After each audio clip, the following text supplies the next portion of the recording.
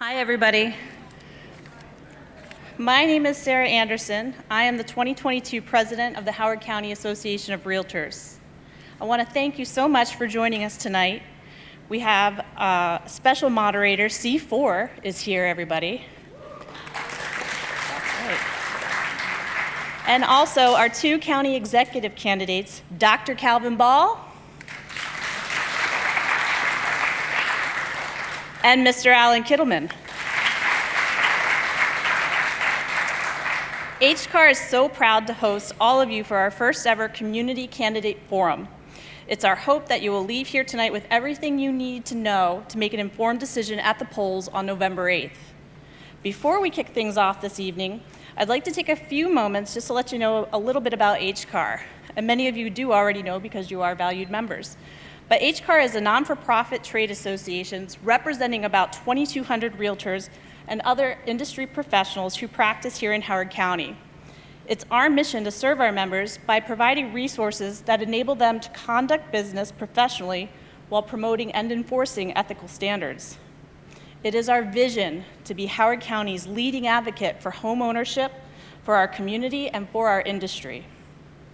In 2021, our members sold 5,363 residential homes worth $2.8 billion in Howard County.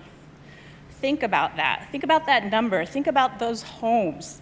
Think about those people, those families who wanted to make one of the biggest investments of their lives here in Howard County. And our members were part of making that American dream come true for them. We are so proud of that.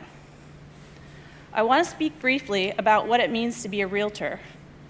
As we know, all Maryland real estate agents are licensed to practice in Maryland, but only those who join a realtor association may call themselves realtors. This means that realtors are held to a higher standard than a regular state licensee. In order to maintain the right to use the term realtor, we must adhere to the National Association of Realtors' strict code of ethics. This calls for honesty and integrity in all real estate transactions. The code holds us accountable for ethical behavior and business practices. A realtor also has more intense resources available to them through their local association.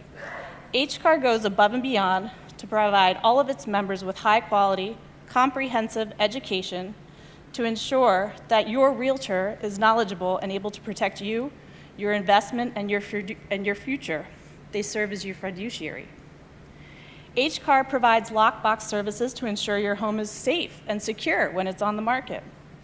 HCAR provides its members with a retail store where they can get all of the signage and marketing supplies they need to make your home stand out. We provide legislative advocacy services to help educate elected officials on how legislation and policies can affect homeowners and realtors. HCAR is committed to giving back to our community. In 2019, we founded our 501c3 nonprofit charitable organization, HCAR Cares. So far, HCAR Cares has distributed $31,200 to local organizations and charities, and is being recognized later this week at the County Executive's Rise to Challenge event to celebrate those who stepped up to help others during the pandemic. Coming soon from HCAR and HCAR Cares is our annual Thanksgiving basket drive. This is in its 9th year. Yes, that is worthy of applause. Thank you. This is in its 9th year and has so far provided 1,752 Thanksgiving meals to families in need in Howard County. There are flyers available about the drive in the lobby if you're interested in putting a basket together. The baskets will be distributed by Neighbor Network, the Howard County Multi-Service Center, and Columbia Community Care. HCAR Cares also wants to let you know about its annual fundraiser on November 1st at the Ten Oaks Ballroom. This year they're going to be hosting a chili cook-off, which is going to be fun for the whole family, and a lively competition as well. There is also information about this event in the lobby after our event this evening. And of course, you can find much more information about HCAR on our website at hcar.org. So now, I'd like to invite my friend and colleague, Realtor Steve Miller, who is also doing an expert job serving as our legislative committee chair, to come up and introduce our moderator. And Steve, come on up. And at this moment, I also like to thank you and all of the Legislative Committee for helping us put this event together. A job well done. I'm going to hand it over to Steve. Thank you.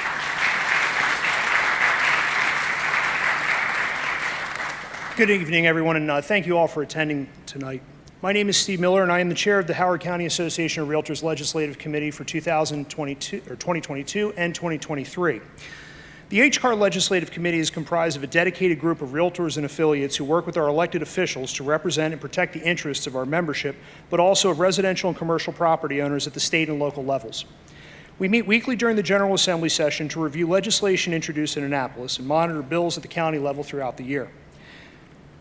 I cannot thank these individuals enough for their service to our industry and to our clients, but I can ask that those of you that are here that are members of the committee, please stand and be recognized.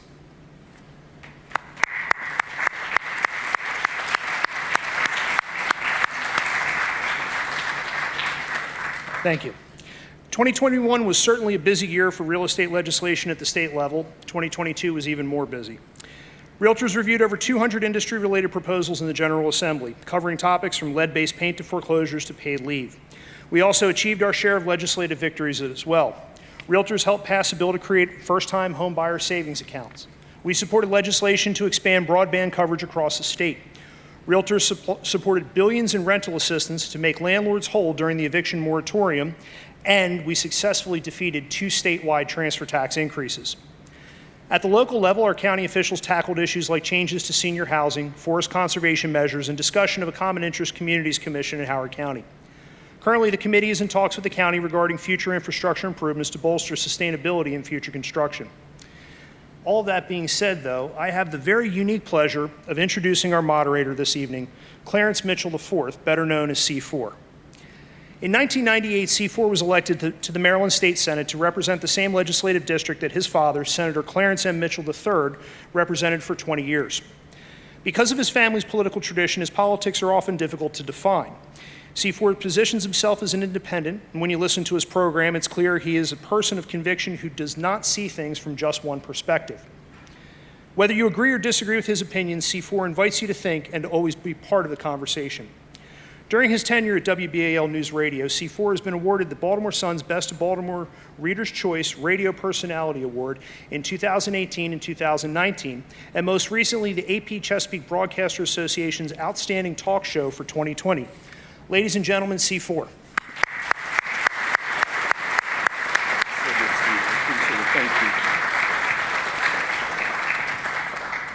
Well, good evening, and first let me thank the Howard County Association of Realtors, HCAR, Steve Miller specifically, for asking me to do something I love to do, which is talk, number one. But number two, to participate in the selection of the leadership of our state. And it is so important that you're here tonight to listen to the candidates who wish to be the next county executive of Howard County, the fastest growing county in our state, with all the measurables that you would like to see in a jurisdiction in the state of Maryland.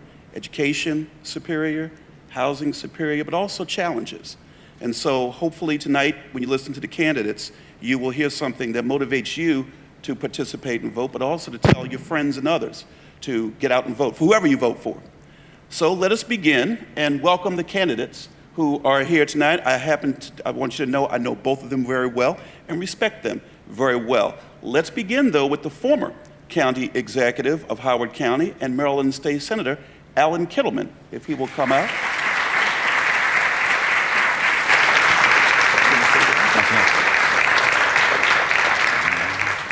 And then let's welcome your current county executive and former county councilman, Dr. Calvin Ball.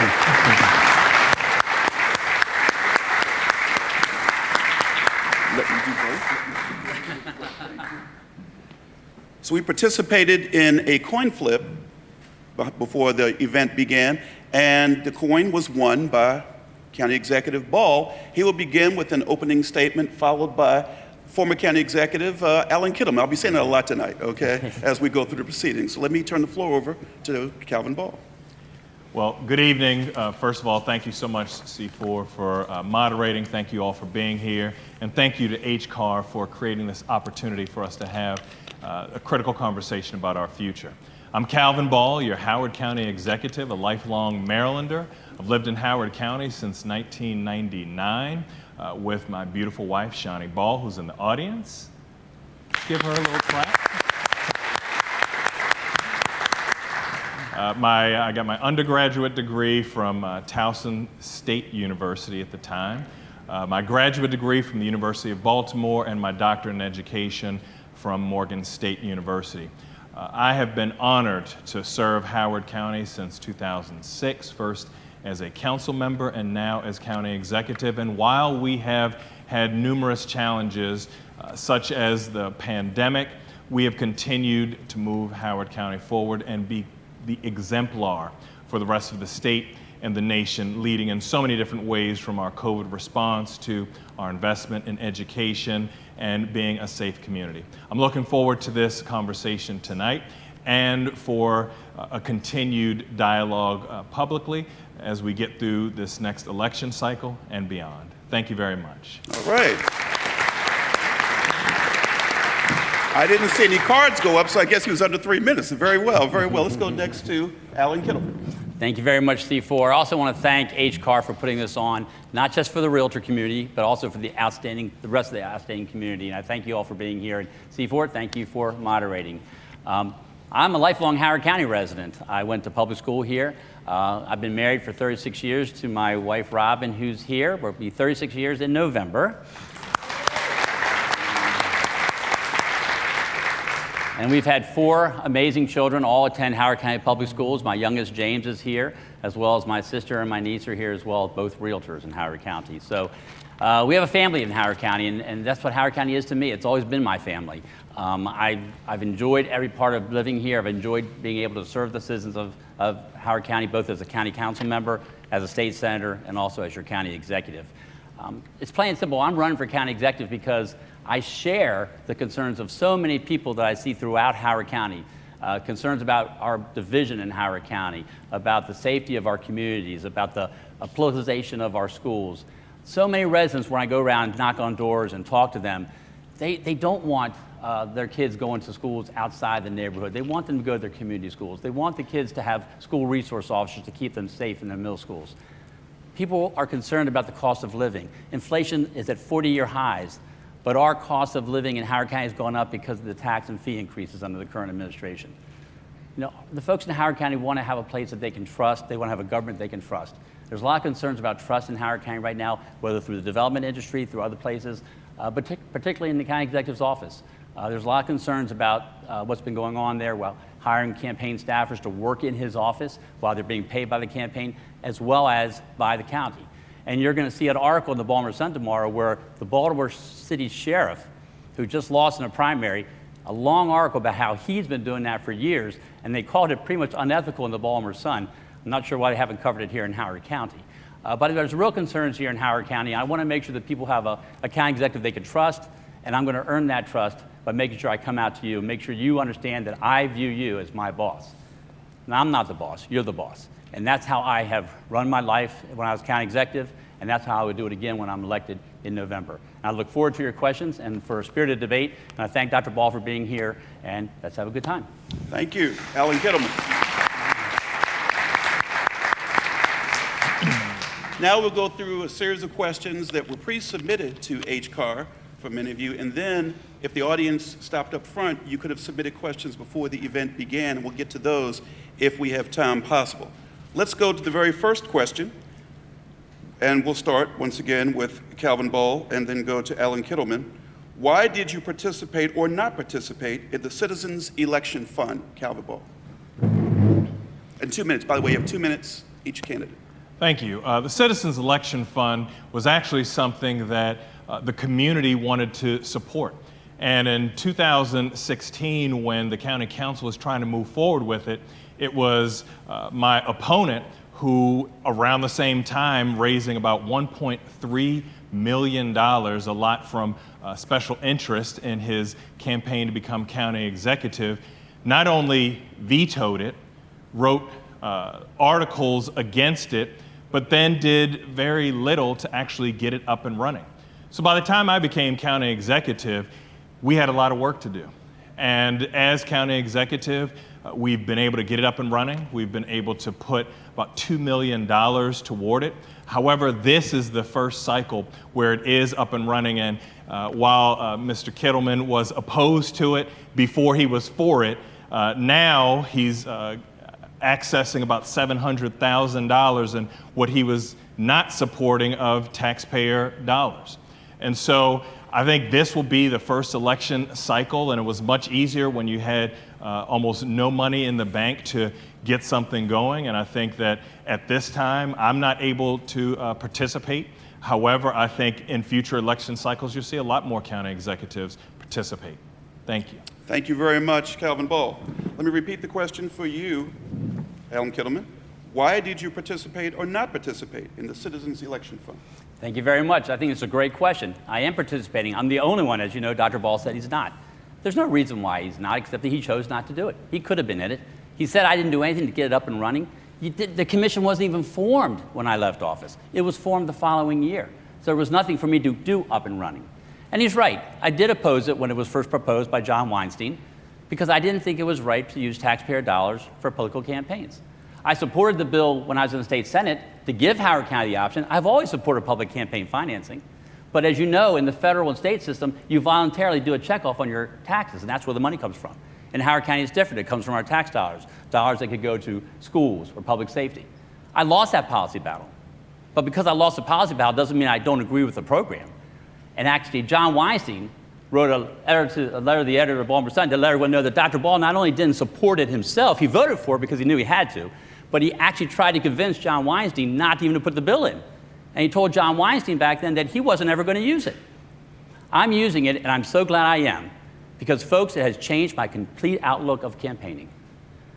You're right, I did raise money before, and I did raise a lot of money, just like all other county executives. That was the only game in town.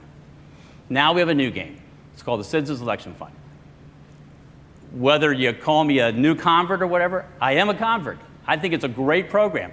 It has changed my complete outlook of campaigning. I have not made one phone call for thousands of dollars, not one. I have spent all my time going out and talking to the voters, having meet and greet in people's homes, doing everything I can to get learn the issues, not spending half my time raising money, not making any phone calls, which I'm sure Dr. Ball is doing. So, folks, I think I'll earn your trust because when I become county executive, I'm going to stay in the program. So I'll be the first county executive in Howard County history to not take any money from any special interests or businesses or development companies while I'm county executive. And that will be a new day in Howard County. Thank you, Alan Kittleman. I can tell we're underway, are we not? Ladies and gentlemen, we are underway. Next question, once again, to Calvin Ball, County Executive. What will you do to make Howard County a better place to live? You have 2 minutes. Here in Howard County, we have the very best quality of life. We have been acknowledged not only as the safest community in America for the last 4 years, but we've won numerous accolades, such as the Robert Wood Johnson Foundation Culture of Health Prize. We've been acknowledged by U.S. News and World Reports. We have gotten so many supports and accolades, and I think building upon that foundation, we want to make sure that not only people are safe but feel safe. We'll continue the record investments in our public schools that have begun since I became county executive, including ensuring that our educators are compensated more. We're going to continue improving things like road resurfacing so you can get around safely, planting trees, being environmental leaders like having the strongest forest conservation law in the state of Maryland, which hadn't been touched before I became county executive since the 1990s, and then was actually not even in state compliance under Mr. Kittleman. We will be leaders, and we will ensure that not only people continue to have the very best quality of life possible, but we continue to grow opportunity for our businesses and for our residents. Thank you. Thank you, Calvin Ball. Let me repeat. We're doing very good on time, aren't they? I don't have to rush in and jump in. They're doing very well so far. So far. Repeat the question again. What would you do to make Howard County a better place to live? Alan Kittleman. Thank you very much. I mean, Howard County is a great place. Hey, I was raised here. I love it here. I'm glad my daughter is raising her child there, my granddaughter here. But we have issues, folks. We have issues. We have issues with public safety. Did you know that last year, 2021, we reached a record level of homicides in Howard County? You might not know that because we don't have a press in Howard County. Did you know that over the last 3 years, our carjackings have gone up 100%? You didn't know that because we don't have a press in Howard County. No one's talking about it. But you know what? You're feeling it. Everywhere I go across Howard County, people tell me they don't feel safer now than they did 4 years ago. And we need to make sure we have a county executive who will support our police officers, who will make sure they know that I have their back, that if they're do something wrong, they're going to be held accountable. But if they are accused improperly, I'm going to have their back. And that's why I have the endorsement of the 3 police chiefs who represented Howard County under Democrat and Republican administrations, under the Roby administration, the Ullman administration, as well as my administration, endorsing me 20 years of police chiefs, because they know I'd be the best person to help public safety in Howard County. But it's also schools, making sure kids can go to their neighborhood schools, making sure kids have SROs in their schools. The cost of living, reducing our taxes. Our taxes are too high in Howard County, especially when they're just put into a fund balance and are not being used to provide services. And lastly, the undue influence of big donors. I think just by having a county executive who does not have that big donor influence is going to make a huge difference in the future of Howard County. It'll make Howard County a much better place because the residents will know that they have a county executive that's looking out for their interests and not that of special interests. Thank you. Thank you, Ellen Kittleman. He started it. So we're going to continue on the vein of public safety with this very next question for Calvin Ball. In your quest to keep citizens safe, what do you recognize as the root cause of violence in Howard County, and what is your plan to address it? 2 minutes. Under Mr. Kittleman, Howard County had record violent crime. If you look at the FBI Uniform Crime Report, you'll see that motor vehicles thefts were record highs under Mr. Kittleman. You'll see that assaults, record high under Mr. Kittleman. You'll see that most violent crime has actually decreased in Howard County. Yes, he will cherry pick some stats here and there, but look at an objective source, the FBI UCR, and you'll see that violent crime is actually down in Howard County in large part because of our dedicated law enforcement, our partnership, them finally getting the support that they need. And that's why I not only have the backing of our local police officers who are actually on the front lines, not just people who have been retired for several years, but also our state police officers, our firefighters who have finally gotten the important investment that they need to ensure that they can have staffing. Can you imagine if going into a pandemic, we didn't have sufficient investment in our firefighters and our EMS personnel? And so making record funding to our police, ensuring that now we will have sufficient staffing so that not only can they do what they need to do on the front lines, but they can take care of themselves. They can have a day off every so often. They can make sure that their mental health is cared for. These are the things that help not only Howard County be safe, but feel safe for all, and how we look out for those who are on the front lines, who protect us, who run in when many of us have to run out. Thank you. Thank you very much. So once again, Ellen Kittleman, you began to get into this in your last answer. We'll repeat the question again, though. In your quest to keep citizens safe, what do you recognize as the root cause of violence in Howard County, and what is your plan to address it? Thank you very much. Dr. Ball can tell you all, he has a union endorsement. You're right. Big news. Democrat got the union endorsement.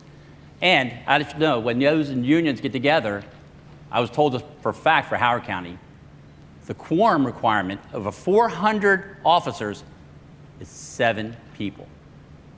And when they made their decision, I've been told very few were there. So when I go around, the police officers come up to me and they say, "We're pulling for you. We're pulling for you."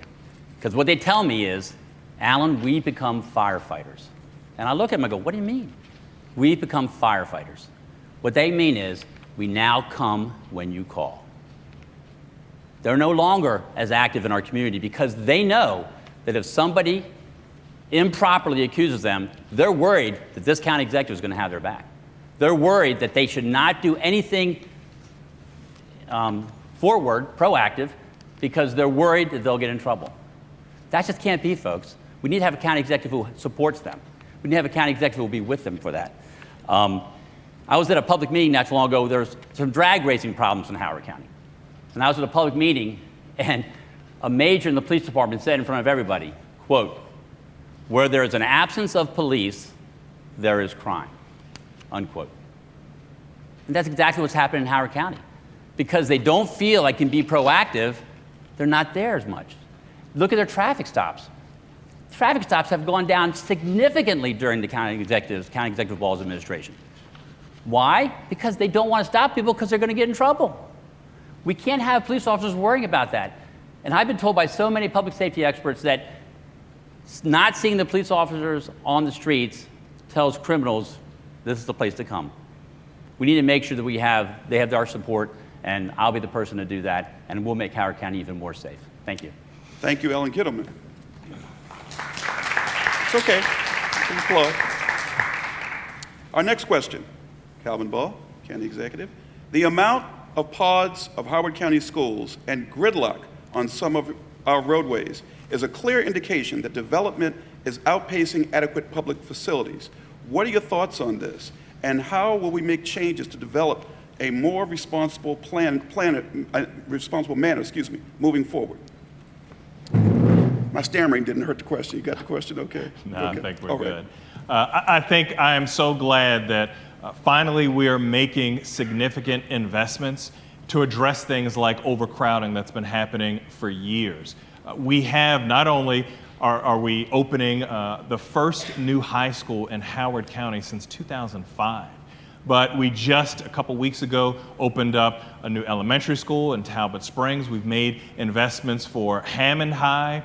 We are working toward trying to move forward on High School 14.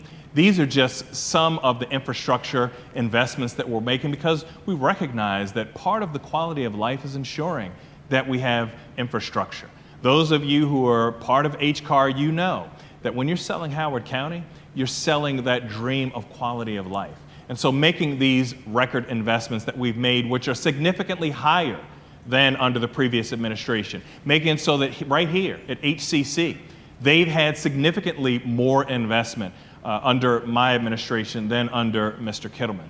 Making sure that when we do look at road resurfacing, where there were times where Mr. Kittleman actually sent a county council a budget with $0 for road resurfacing in a given year, where we are advancing road resurfacing, we're investing in our parks and our playgrounds, we're making sure that they are more accessible for people of all ages and abilities. We're moving forward with an age-friendly master plan that actually the AARP says is detailed and well thought out. These are things that we're doing to ensure that we do have adequate infrastructure and those public facilities, all while we're managing growth and the challenges of growth.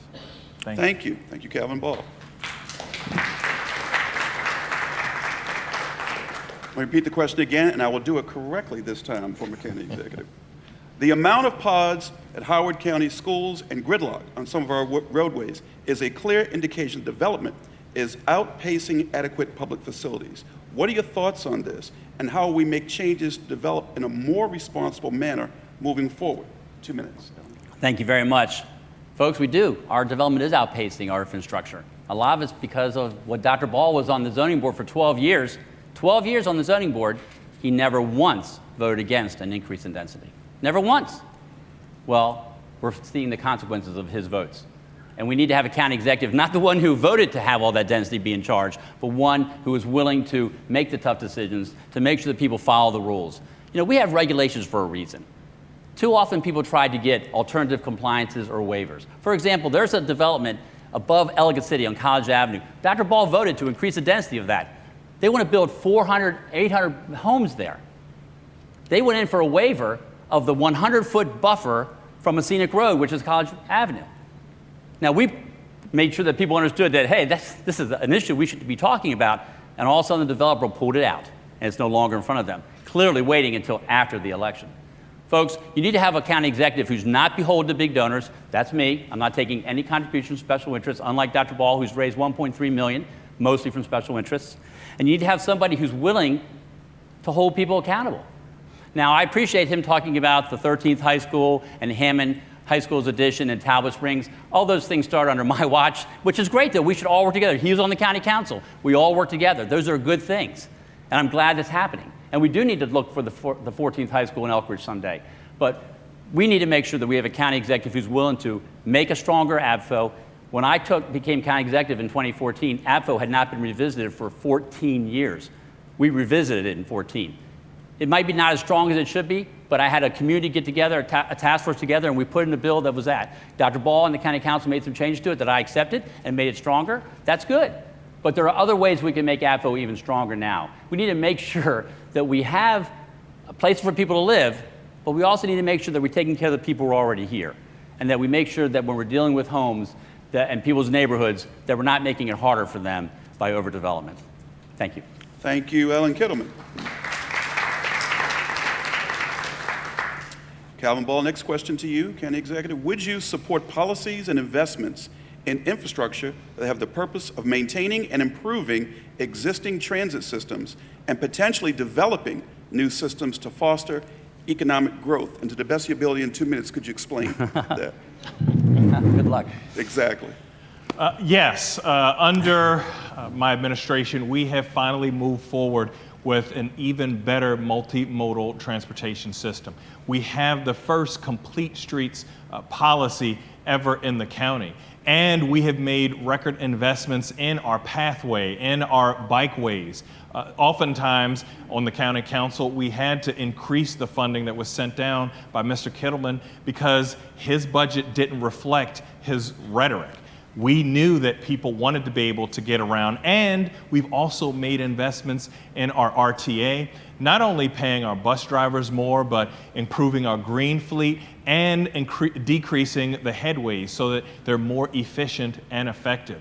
These are things that are important to everyone, and while we've been doing those things on the local level, we've worked with our state partners to ensure that when we do have those investments, they know what our priorities are right here in Howard County. And so I think that we do still have a great deal of work to do. Transportation is one of those intractable things that often takes many years to get to the desired outcome. However, we're making those investments. We've been doing it over the last 4 years, and should I become reelected as your county executive, we will continue doing it. Thank you. Thank you very much. And former county executive Ellen Kittleman, let me repeat this. It is a little elongated, but let me repeat it again. Would you support policies and investments in infrastructure that have the purpose of maintaining and improving existing transit systems and potentially developing new systems to foster economic growth? Yes, definitely would like to do that. I mean, when I became county executive, I inherited a terrible transit system. We had to replace over 50% of the buses because they were breaking down on a regular basis. But we did that. We put that investment into it. Oh, before I forget, Dr. Ball said they had to increase my budget for transit issues. Folks, they can't. The county council can only increase the budget on schools. They can't increase the budget on any other area that the county executive puts into it. They can ask the county executive to do that, but they can't increase it, so I'm not sure what he meant by that. But anyway, we need to have a stronger transit system. We need to have a stronger system that helps people around. I talked to a woman this afternoon about transit and how difficult it is. Her car's broken down, and she's having a hard time getting through. If you've ever been in leadership Howard County, you've taken a buses where it takes you 2 hours to go from one side of Columbia to the other. That's just not acceptable. We need to figure out better ways to do it. And when I was county executive, we did do a review of the transit routes, and we made changes to make it a little more efficient. But there's more that we can do, folks. We had to have people together who want to work on something because it's best for Howard County, people who don't care who gets the credit, people who don't care if you're a Republican or a Democrat. Let's work together to make sure we come up with a plan that helps everybody. And then there's bus rapid transit. When I was county executive, we began the process of working with Montgomery County, the state of Maryland, to get a bus rapid transit up and down Route 29. We're waiting for Montgomery County to get some things done there, but that's an important thing that goes from Ellicott City down to DC. That could be extremely helpful. In the future, what we need to do is we need to look at ways in which we can have better transit from East Columbia to West Columbia, and from the Gateway to downtown Columbia. That's one thing I think we need to work on. That's a challenge that we have to deal with, and I'm open for that challenge. I think it's important because if we have a stronger transit system, more people will use it. And when more people use it, it'll be better for our environment and better for our community. Thank you very much. Thank you, Ellen Kittleman. Zipping right along, aren't we? Things are moving very well. All You're right. a great moderator. Yeah, you gotta try it. Put a check in back. Okay. So, Calvin Ball, what are your views on sustainable development, both incentivized and mandatory, with respect to maintaining and improving a high quality of life in Howard County? And by the way, if you need me to repeat the question, just tell me to repeat it and I'll do it, okay? Thank you. Howard County has become a leader in the environment. We've gone from a time when, under Mr. Kittleman, when he was county executive, he was actually quoted as saying, "I'm not the environment guy," to now leading the state, ensuring that we have the largest solar power purchase agreement in the state, where we were just recognized by the U.S. Green Building Council as one of the first LEED Platinum counties ever, and the first under their current system. We do support, and I think we should support, sustainable development, making sure that not only can people age in place, but they can age in place in a healthy way that supports our environmental goals. And more, since I've become county executive, we are getting calls from around the entire nation, people asking us, how did you get this done? You know, just recently, Howard County was awarded more than 40 National Association of County Awards for innovation and excellence in just one single year. One of the top in the nation, the top 5 in the nation of about 3,000 counties. And part of that is because of our sustainability and our environmental leadership and efforts. Now, while under Mr. Kittleman, we won 0, now we are getting those calls and we are showing that kind of leadership. And I think part of that, it will be more sustainable building and development. Thank you. Thank you, Calvin Ball. Alan Kittleman, your 2 minutes. What are your views on sustainable development, both incentivized and mandatory, with respect to maintaining and improving a high quality of life in Howard County? Thank you very much. And just to correct Dr. Ball, on the NACO Awards, National Association of Counties, we got a bunch of them in 2019. That was for the prior year. Who was the county executive the prior year? Oh, me, 2018.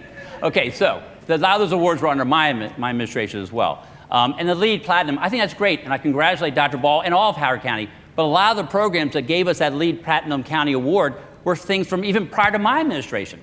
Wild Lake Middle School being net zero. It happened under my administration, but it was really put together before my administration. I can't take credit for that.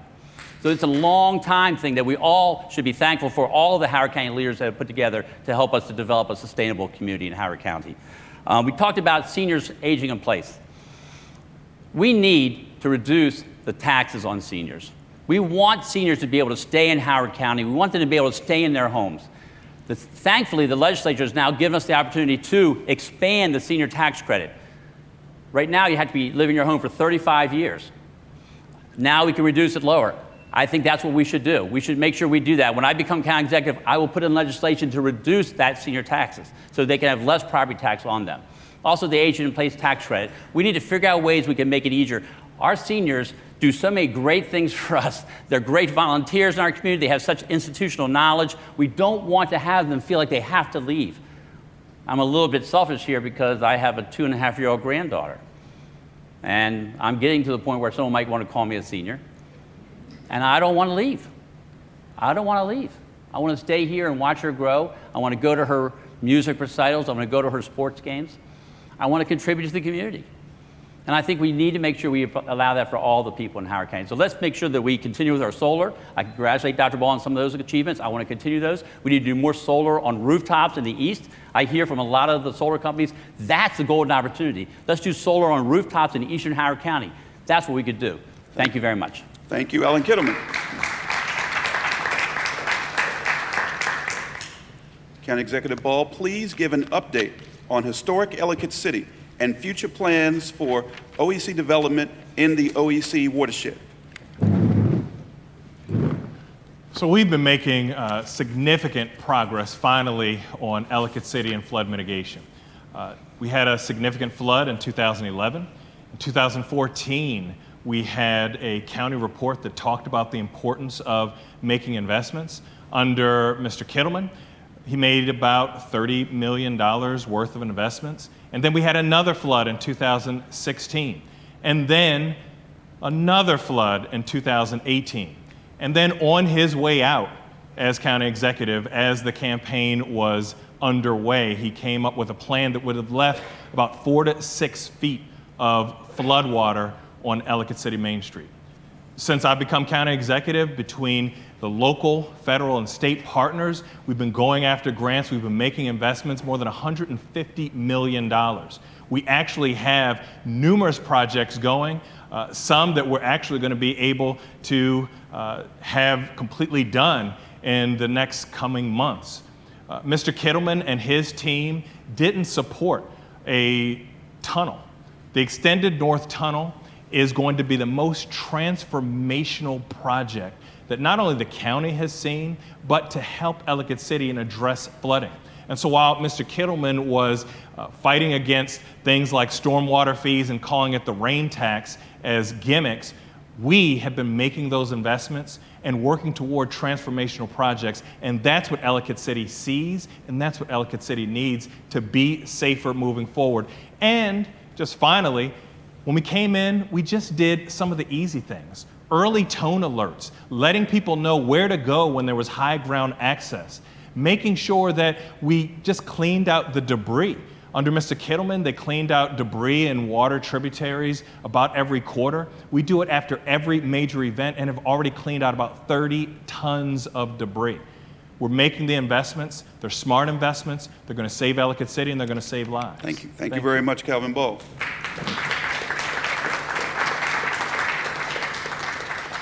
Former County Executive Alan Kittleman, please give an update on historic Ellicott City and future plans for OEC development in the OEC watershed. Boy, I need a half hour to go at that one.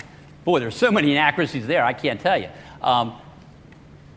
When I became county executive in 2014, before I even took office, I met with John Weinstein, the newly elected council member for Ellicott City, and we got together to talk about how we needed to do something about flooding in Ellicott City. We put together a work group before any of the major floods in 2016 and 2018. We started putting together plans on how we could deal with flood mitigation.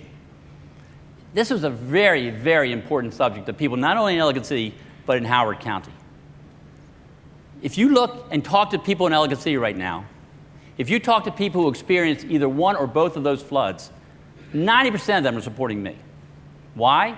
Because as one Ellicott City business owner told me when I asked, she said, when you lost the election in 2018, the sense of urgency of Ellicott City went away. The only time we see Dr. Ball is if it's a photo opportunity or a press conference. He's never there just to help the people in Ellicott City. They knew I was there all the time. We were mucking it out with them when the floods happened.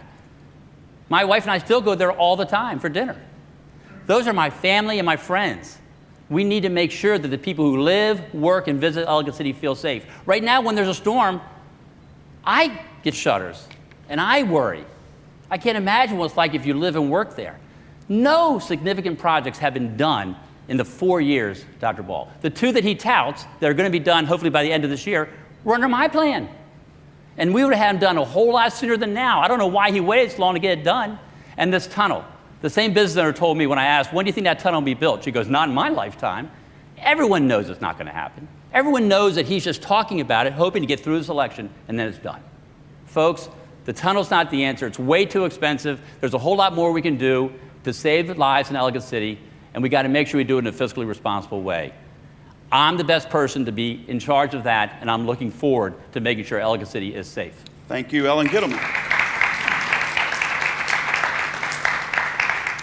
Calvin Ball, it has been recommended that the county increased commercial development as it pays substantially more than comparably sized residential property taxes. What is your plan to A, attract new businesses to set up shop in Howard County, and B, streamline the zoning and permit process to encourage these companies to relocate here? Got that? Okay. Under Mr. Kittleman, there were about 7,400 residential building permits approved. There's been a dramatic decrease under my administration because we're managing development in a better way. Under Mr. Kittleman, he talked about waivers. There were about 1,000 waivers that were approved under his administration, which have been decreased by my administration. These are things, that investments in just the residential side, where we do need to make more investment in the commercial side. This week, I'm going through Business Appreciation Week, where I go and talk to business owners around the county. More and more business owners who are commercial businesses, they are excited about what's happened over the last few years. They're expanding. I was just at one today who bought another building because their business is expanding, and they want to have everyone come by and celebrate in the coming months. We do need to make investments in commercial. We do need to ensure there is commercial, and we need to manage residential much better.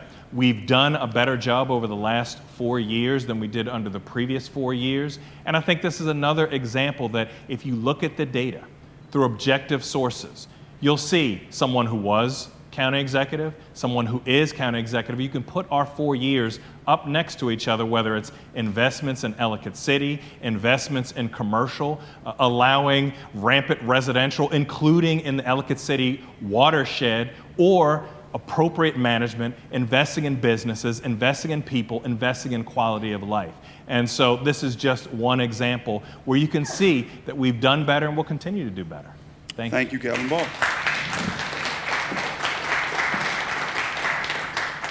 Alan Kittleman, it has been recommended that the county encourage increased commercial development as it pays substantially more than comparably sized residential property taxes. What is your plan to A, attract new businesses to set up shop in Howard County, and B, streamline the zoning and permit process to encourage these companies to relocate here? Yeah, thank you very much. Commercial development is key, folks, key to our future. The more commercial development we have, the less pressure there is to raise property taxes. Dr. Ball raised our fire tax 34%. Dr. Ball raised our transfer tax 25%. Dr. Ball raised our trash fee 48%. We need to make sure that we have lots of strong commercial development so we don't require tax increases, and those tax increases are way overtaxing us. But folks, what's interesting is you talk about this residential development. I thought that was interesting. Everyone knows that residential developments take like 4, 5, 6 years to get done. I told you he voted for every increase in development in his 12 years on the zoning board. I was county executive. So if it's less now, it must be because of what I did in my 4 years, because it takes 4 or 5 years. So think about that for a second. Gateway is a place that we need to be looking at for commercial development. Gateway is a treasure for Howard County. It's right there on Route 95. When I was county executive, we were in discussions with the state about how we could get a turnoff of 95 into Gateway to make it so accessible so we could increase and make sure commercial development got stronger and our economic development was stronger. So you need a county executive who has that foresight, that vision to want to make that happen. But you don't need a county executive who will do what they did to Long Reach. In Long Reach, we had a great plan. When I lost, Dr. Ball wrote to me in an email saying, is the sale complete? What can be done to stop Long Reach? And that was a plan everybody in Long Reach wanted. And now, 4 years later, he let that plan die, and now 4 years later, it's dilapidated. He brags because he says it's fully occupied. Did you know, folks, that we lose $800,000 a year on Long Reach? The county loses $800,000 a year on the Long Reach Village Center because Dr. Ball let that plan fall apart. A plan that the village board approved, a plan that the community approved. He didn't want it to go forward, and he let it die. We need a county executive with vision who wants to improve it. We have places we can do it: Oakland Mills, Long Reach, Gateway, Route 1. There's so many things we can do, and I'm the county executive to help you do it. Thank you, Alan Kittleman. I like the long questions, but I like the brief ones too. They're really nice to read the brief ones. Calvin Ball, do you support legislation expanding accessory dwelling units? I think we should definitely look at accessory dwelling units with the appropriate parameters. And I think that, again, we should be creative. You know, Mr. Kittleman continues to take the credit for the things that happened after he was county executive, but again, try to blame others for the things that he didn't like. You know, under Mr. Kittleman, when I talk about residential building permits, these are not completed development. These are permits that have gone down under my administration. When we talk about things like just preservation, we have saved things like the Savage Remainder. We have saved places like Camp Ilchester. We had to reopen the the agricultural preservation, because Mr. Kittleman shut it down, and now we've preserved about 300 acres. We are making those sorts of investments to help ensure that there's an excellent quality of life. These are things that are important. And so when it comes to innovative ways to ensure that people can live here, I think with the appropriate community conversation and parameters, we should explore all of those things, and we will. Thank you, Calvin Ball.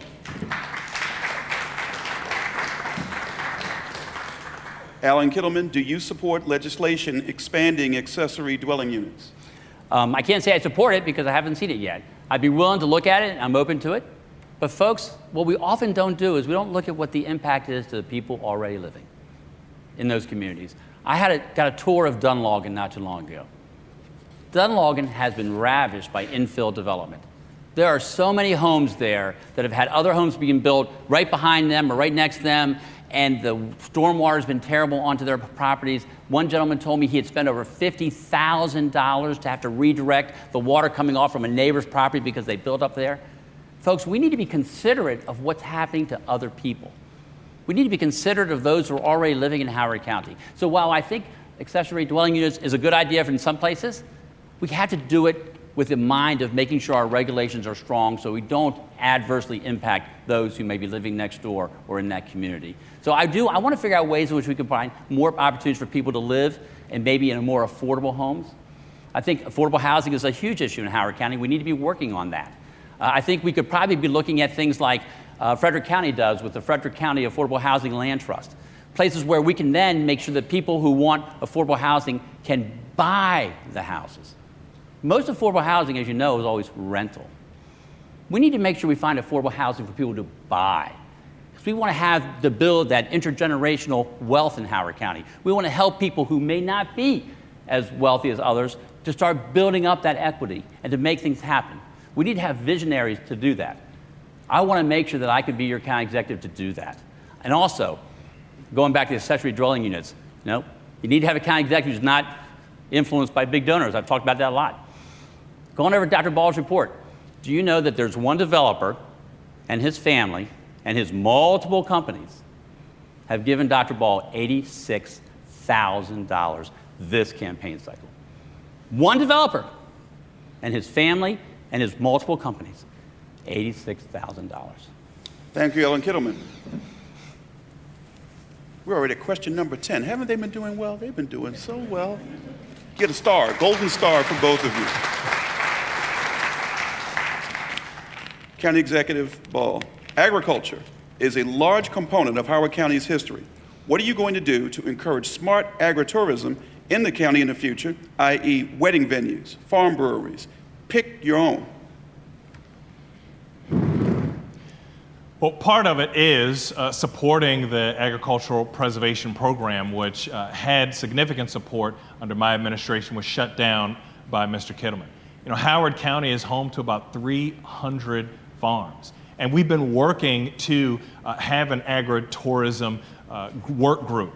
We've been making those investments, things like our roving radish, making sure that our farmers are able to do more farm to table.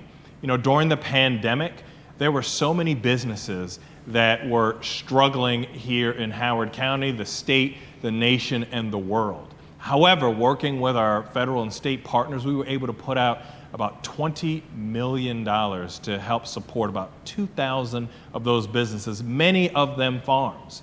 And so they were able to get through some of those most challenging cycles. And now they're starting, many of them, to do better. They're looking at how to diversify, whether it is having things like more opportunity for solar, or working with agritourism, or just selling to each other and having some of these farm to table. We are leading in these innovative and exciting ways, and you can see it through our administration. If you go out and you talk to many of these farmers are so excited about what we've been able to do, but also the future, whereas many of them did not feel heard, did not feel supported, and did not feel like they really had something substantive under the previous administration. Now they know the future is going to be much brighter. Thank you, Calvin Ball. Former County Executive Kittleman, agriculture is a large component of Howard County's history. What are you going to do to encourage smart agritourism in the county in the future, i.e. wedding venues, farm breweries? You pick your own. Our agricultural community is really vital to Howard County. It really is. The reason we have open space is because of them. It's not because the county buys their properties, that buys their development rights. It's because they want to be farmers. And a lot of them are generational farmers. And if you want to see who support me versus Dr. Ball, take a drive out west. I think you'll see an awful lot of big Kittleman signs on farms out in Howard County, because they know I live on a farm. My dad bought a farm back in the 70s. He wasn't wealthy, but he bought a farm. And we live there. All my family lives there. And the development rights, he sold them to the county, so we're not going to build on it. It's someplace for us to be. But we have local farmers farm our property. I know them personally.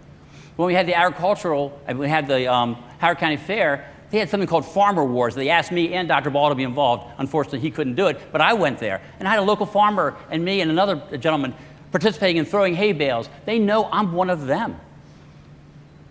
Farmers trust me. And they do have difficult times. And I will be there to help them to try to figure out how they can continue to become more productive as we go through in the future. It's tough to be a farmer, folks. It is really, really tough. And they need a county executive who not only trusts them, but who also knows what they go through, who knows the hard work it takes to be a farmer, who understands what they do, who understands what they provide to our communities. And the Roving Radish is a great example. It was started under Ken Ullman. I continued it, and Dr. Ball continues it. I think that's great. And that used an awful lot of Howard County local produce. We need to continue to encourage that, and I'm all for trying to figure out ways in which we can make sure that they can continue to be productive and continue to keep their family farms. Because someday, I'm worried that we're going to lose them. We have but one dairy farm right now in Howard County. We need to continue to figure out ways in which we can encourage them and help the younger people become farmers. Thank you. Thank you, Ellen Kittleman. Calvin Ball, what are you going to do to cause the property tax to cease? What are you going to do to ease? What are you going to do to ease the property tax burden on low-income seniors? Got that?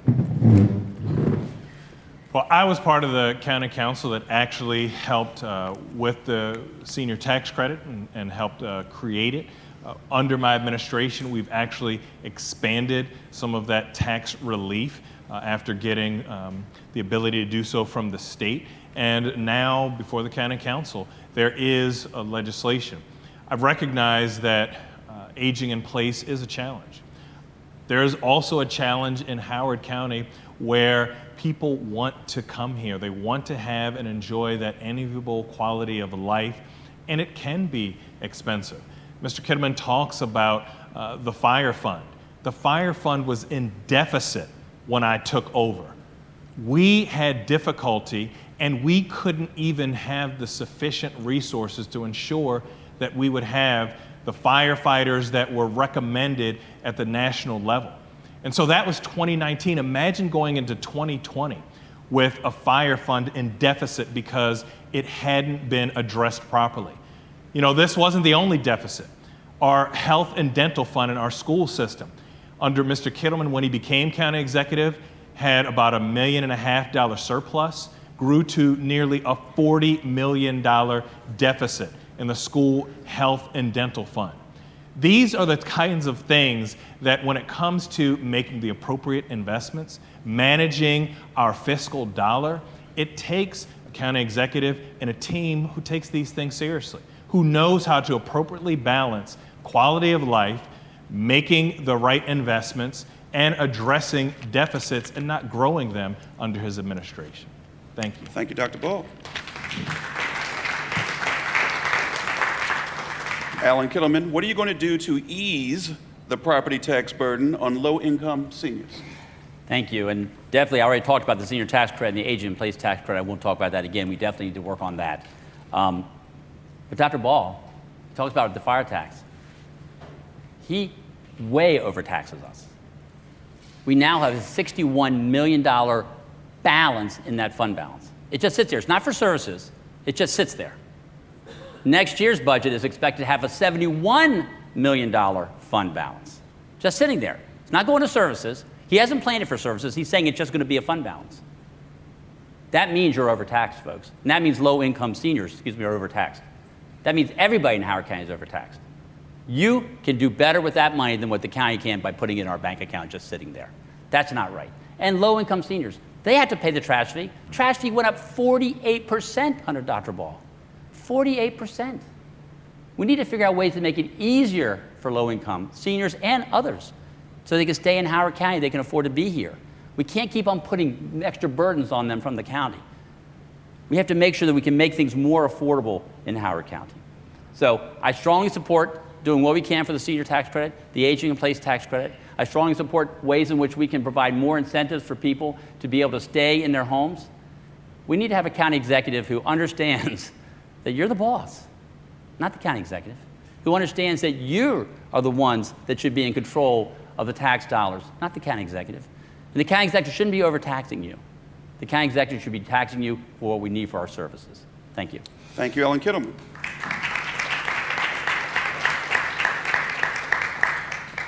County Executive Ball, since you both have served as county executives, and you've kind of already done this, but you pick the one you want.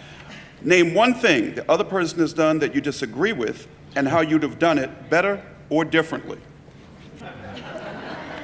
Good luck. We don't have enough time for that. I think, frankly, just ensuring that we have the appropriate balance of investment in our schools, investment in our public safety.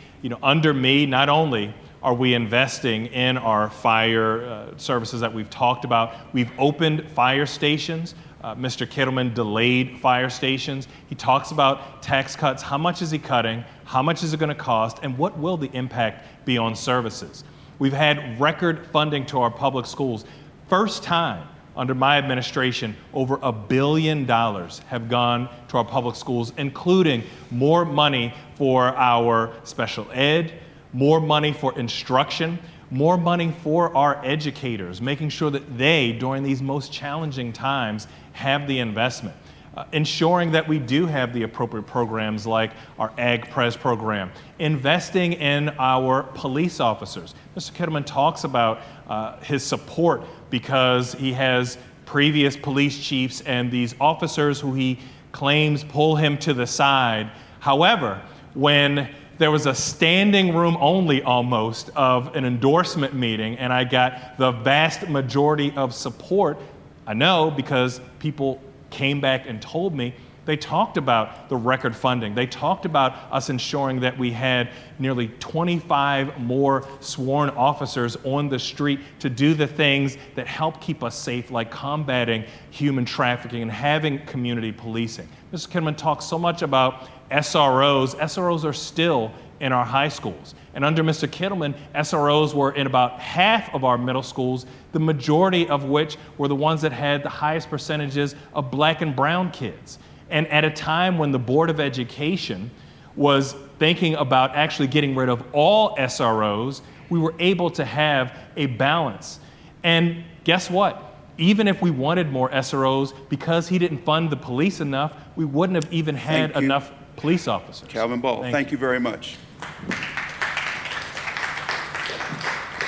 This is one of those questions you don't really need to repeat because there, but let me repeat it anyway for you, Alan Kittleman.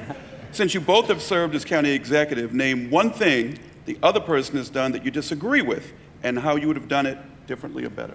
He talked about it, SROs. He recommended that they take the SROs out of our middle schools. He recommended that. Now he'll say, oh, the school board's gonna do it. when I was county executive, I had a school board and a superintendent I had to deal with. And when I was county executive, we were increasing SROs. He says I didn't put enough money into it. My last budget had money for 3 more SROs in middle schools. We had a plan worked out with the superintendent and the Board of Education, because I could work with them, to have more SROs in our middle schools, not less. And when he says that the ones that were there were in schools of children of color, I didn't put them there, Ken Ullman did. Those resource officers were there before I took office. I didn't put them in those schools, so I guess he's criticizing former County Executive Ken Ullman for doing that. I think it's important that all of our middle schools have SROs. I think it's also interesting, it must have been a really small room that night for the union meeting, because I'm telling you folks, I've heard it from firsthand, very few people were there. So if it was standing room only, it must have been like a phone booth. We need to make sure that we have a county where you can trust your county executive. The other thing I would do differently, he didn't do the CEF. He could have done the CEF, the Citizens Election Fund. He chose not to. And he told John Weinstein he was never going to do it. In fact, he told John Weinstein, don't even put the bill in. Now, I agree that that's a good program. And if I was going to say something that I would do differently, I wouldn't have vetoed that. I think it is a good program. I made a mistake there. But folks, we need to have county executives who are participating in that program while they're in office, not just when they're running, because then you can trust that they're not being bought out.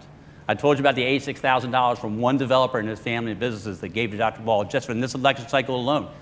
There's way more than that, folks. There's others that get $50,000 from just their family and their friends and their other businesses. So much money is going. You have to ask why.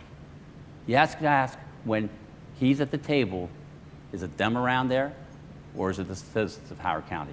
When I'm county executive, you'll be the most important person. Thank you. Senator Kittleman. Once a senator, always a senator. That's what they say. Dr. Calvin Ball, talk about your positions on HOCO by design and long-term planning for Howard County. What is your vision? HOCO by design is our work on the next general plan. It is an exciting undertaking that the community has been working toward. Actually, there is, I think we just had one of our last community meetings to hear from the public to build this together.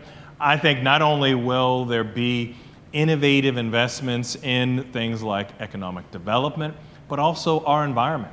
Here we have Mr. Kittleman, who as a senator had about a lifetime score from the League of Conservation Voters.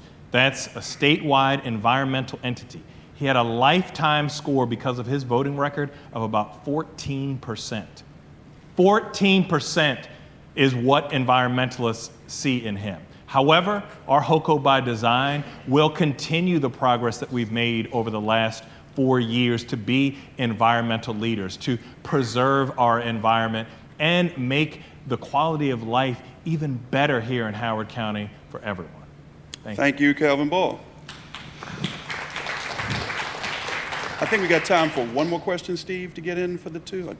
You'll let me know. I'll just look for your guidance on this. I get to answer this one, don't I? Yes, you do. Okay. Absolutely. I was getting ready to move on, wasn't it? You got the question, sir. Let me repeat it again. HOCO by design.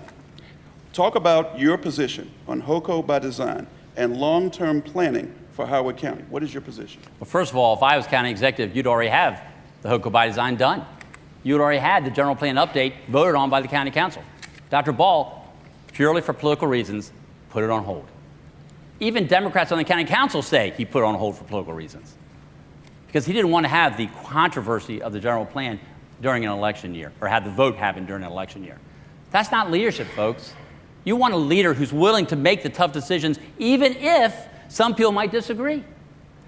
And I've heard from so many people involved in this process that they felt like, both actually developers and residents, that the planners involved were not listening to them, that they already had in mind what they wanted to do. They were already told by the county administration what they had to do. They weren't even listening. And so Dr. Ball pulls it back and says, oh, we're going to have some more meetings. How much money has Howard County used on consultants and time, and then delay it? That's just unacceptable, folks. You need a county executive who's willing to lead, not one who's cowering because he's afraid to put something out in an election year.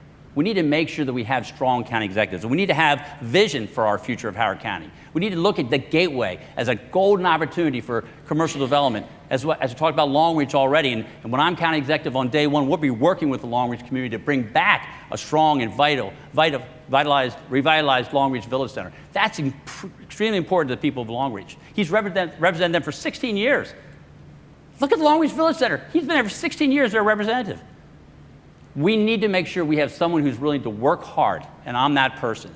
We need to have somebody who has a vision for Oakland Mills, for Route 1 corridor. There's so many places where we can continue to grow and to be stronger. I'm excited about the opportunities we have in Howard County. But you need to have somebody who's not overly influenced by big donors. You need to have somebody who doesn't care about the political ambition. You need to have somebody who doesn't worry about the credit, but can work with Democrats and Republicans, which I've done in the past and I will do in the future. We need to make sure that Howard County is a great place to live for many, many, many decades. Thank you, Ellen Kittleman. County Executive Ball, Maryland law says that the entire state must have net zero greenhouse gas emissions only 23 years from now. Howard County is the 6th largest economy driver in the state. How would you make sure that Howard helps the state meet these net zero emission goals? Well, I think you've seen our different records. You've seen a guy who says, I'm not the environmental guy. You see in the Baltimore Sun where he's called a failure on climate change. You've seen somebody who shuts down a preservation program. And here in Howard County, where we have been leaders on forest conservation, on planting trees, on using energy like solar power purchase agreement, on climate change, on working with our state and federal partners. Now we are moving forward with a climate action plan that's going to be exciting. We are working with our different environmentalists to move so many policies forward, whether it's planting 60,000 trees as a community, and we just finished up a tree giveaway sign up, or just making sure that some of our neighborhoods have more tree investment. There are so many things that we can do on the environment. In my administration, we have converted our streetlights to 100% LED. We will have the largest fleet that's all green fleet. These are all things that are real investments that when you compare them to Mr. Kittleman's administration, when you compare our record with his record, you're able to see real progress on the environment and real progress that people throughout the state and the nation are looking at us again as leaders when previously they did not. Thank you, Calvin Ball. Former County Executive Kittleman, see, I didn't forget you this time. Maryland law says that the entire state must have net zero greenhouse gas emissions only 23 years from now. Howard County is the 6th largest economic driver in the state. How would you make sure that Howard helps the state meet these net zero emission goals? I think it's very, very important. I talked earlier about solar. You know, when I talk to the solar companies, they say, you know, the farm solar is okay, but we don't necessarily, that's not the best way for us to do it. The best way for us to do it is on top of rooftops. Rooftops in downtown Columbia, eastern part of Howard County, Route 1. Doesn't affect anybody, but it can save an awful lot of energy. That's one thing that we need to have a county executive who's has a vision and the foresight to really push for that. And I think we can make that happen to get there. Talking about environmental records, I put together the environmental task force when I was county executive. One of their first recommendations was for us to hire an energy manager. So we hired the energy manager, the first energy manager, and I think she's still there, for Howard County. She's the one that helps put together all these plans. So this crazy Kittleman guy, he put together the task force and he hired the energy manager. I must not be that bad. And we met the MS4 permit that a lot of people, even County Executive Ullman, thought couldn't happen. We met it, and we met it by saving $300 million from what they estimated it would cost. But that's because water quality is important as well. We talk about net zero. We also want to save the Bay, folks. I'm a Bay kid. Nothing against folks who love the ocean. I'm not an ocean guy. I like the Bay. I like going to the Bay and being on the water and having crabs. When I was little, you could see everything in the water. You could see the crabs running around. I want to continue that for my family, for my granddaughter I've talked about. And that's why it was so important for me that we did the first public-private partnership, environmental partnership in Howard County history with the Patrick Farm in the west. So we helped to deal with the erosion coming from the streams that go down to the Chesapeake Bay. I focused on a lot of great environmental projects. I want to continue to build on that momentum. I appreciate Dr. Ball for what he's done with the solar. I think that's a good thing. But we can do so much more. And we need to have a county executive, again, who's putting you first and putting our county first, and not his own political ambition. Thank you, Alan Kittleman. Can we please give a tremendous round of applause to these candidates who have given us a wonderful discussion tonight.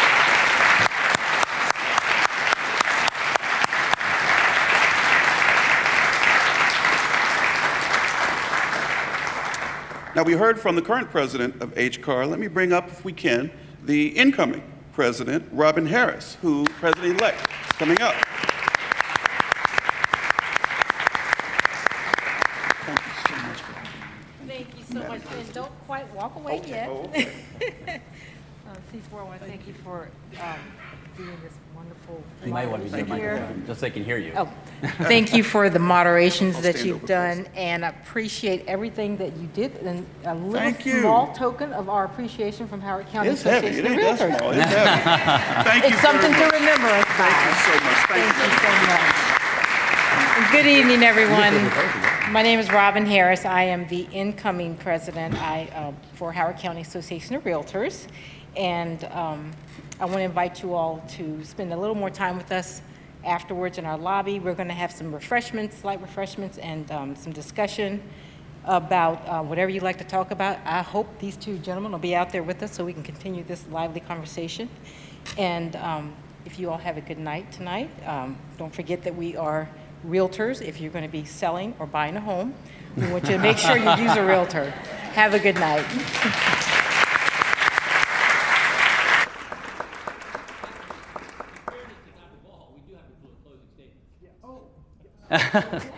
And the reason I'm saying fairness, he's going to get to go last, which I don't like. I want to go last. But it's only fair to him. I don't want us to miss that. So Let me go ahead and bring up for the closing statement. I'm County first. Executive, you first. get the first. You Yep. get the first one. I'm first one. Former County Executive Alan Kittleman with the closing statement. Thank you very much.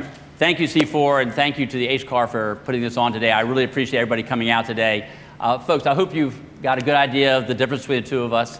I respect Dr. Ball and his service to Howard County, but we do have different visions for the way to go forward. And you've heard a lot of different ideas. What I want to end with you tonight is something that I think is really, really important. Integrity matters. Integrity matters. I talked earlier about Dr. Ball has 4 people from his campaign staff worked in his office, in his county executive's office, and were paid by the campaign and by the county executive's office at the same time. One, his campaign manager, he put in charge of deciding who got public information from his office. Think there's a conflict of interest there? I would have thought so. I guess he didn't. And it turned out later, it determined that she illegally denied hundreds of emails to the public that were in his office. That's just not acceptable, folks. That's just not acceptable. We also have Dr. Ball, who has police detail who drive him around. During his time in office, he has required those police officers to run personal errands for him. Why do I know that? The police officers tell me. In fact, there's one police officer who actually, when he came out and said, I want you to do a personal errand, told him, that's not one of my duties. Good for that person. 3 days later, off the detail. That's just not appropriate, folks. We need a county executive who treats county employees with respect. I go everywhere through Howard County. I see county employees come up to me saying, please, you've got to win. Dr. Ball calls people who attend my fundraisers and tells them he's disappointed in them for attending my fundraiser. He texts people. They tell me they feel bullied. They tell me they feel threatened. That's not what we want in a county executive. I can tell you, in my 20 years of running for office, I've never once called somebody who helped my opponent and said I was upset at them. Never once. I never will. Because people have a right to support whoever they want to support. But when they get a call from the county executive saying, I saw you over at the Kittleman picnic, why were you there? You're telling me that's not something that they might feel threatened about? That's not appropriate. We can't have a county executive who does that. We have to have a county executive who respects the people of Howard County, who respects the county employees, who understands that you are the boss. I understand that. I will tell you forever and ever and ever, I will always know you're the boss. I work for you. And I hope you'll hire me again, and I hope to serve you again, and I appreciate you being here. Thank you. Thank you. Thank you. County Executive Ball. Well, again, thank you so much for coming out this evening, and I think the choice is clear. The good thing is you have two people who have 4-year records of being your county executive. You can either focus on issues like things but his emails and things that start chants like lock him up and these conspiracy theories, or you can think about what's most important to your quality of life. Record investments in our public schools, record investments in our public safety, record investments in our fire and EMS, making sure that quality of life issues like investing in our parks, making sure that our roads have resurfacing, making sure that we do make the investments in Ellicott City and places around the county instead of just talking about those investments. If those are the things that you move to Howard County for, I think our records are clear. If you care about things like the environment, you can see someone who has a 14% environmental record or someone who, under my administration, our team has won national awards for our environmental investment. You can see someone who talks about housing and affordability and someone who actually, under my administration, created the Housing Opportunities Master Plan team who gave us a Housing Opportunity Master Plan, and then we actually funded it, $5 million to help ensure that people can live in Howard County, grow in Howard County. So if you care about a county that is the very best place to live, work, play, and grow for all and not merely overall, I ask for your vote once again. 4 years ago, Mr. Kittleman ran on his record. He talked about being the nice guy. He talked about being against Washington-style politics. Now, when you hear a lot of the rhetoric, it's very similar to what you hear in Washington. It's very similar to the things that divide us, that focus on what is worst in people, what is negative, as opposed to focusing on the issues that bring us together, the things that we all care about, the things that when each and every day we're waking up, we want to make sure that we feel safe, that we are safe, and that we are creating a better future for our next generation. I humbly ask for your support because we've worked incredibly hard and made so many strides in the midst of a pandemic, and I know that together we can continue that progress. Thank you. Thank you so much, County Executive Ball.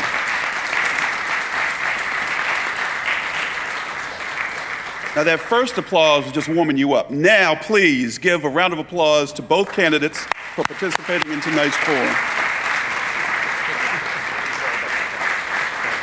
Thank you. Thank you so much. I want to thank HCAR for putting this on tonight. Howard County Association of Realtors, thank you so much for having me tonight. Thank you. Be safe. God bless.